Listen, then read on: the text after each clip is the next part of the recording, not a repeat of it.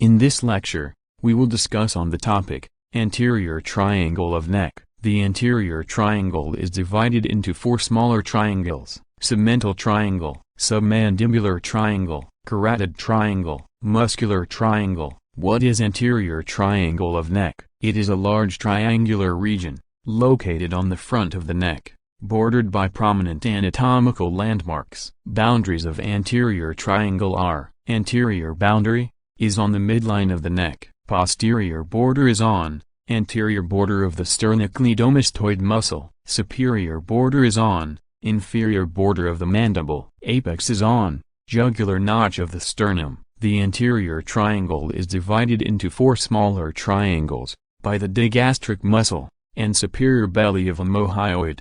These four triangles are submental triangle, submandibular triangle, carotid triangle, muscular triangle. We will discuss them one by one. Number 1. Submental triangle. It has three boundaries. Inferior boundary is hyoid bone. Lateral boundary is anterior belly of digastric muscle. Floor boundary is mylohyoid muscle. It has two contents: submental lymph nodes, small veins forming the anterior jugular vein. Number 2. Submandibular triangle. It has three boundaries. Superior boundary is inferior border of the mandible. Lateral boundary is anterior and posterior bellies of digastric. Floor boundary is mylohyoid muscle and hyoglossus muscles. It has three contents: submandibular gland, facial artery and vein, hypoglossal nerve. Number 3. Carotid triangle. It has three boundaries. Superior boundary is